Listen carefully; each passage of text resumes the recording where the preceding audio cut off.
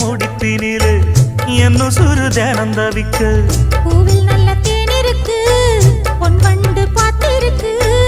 இன்னும் என்ன தாமதமோ மாமனுக்கு சம்மதமோ இப்பவே சொந்தம் கொள்ளவே கொஞ்சம் என் அருகில் வாமா சந்தைக்கு வந்த கிடி சாட சொல்லி பேசுதடி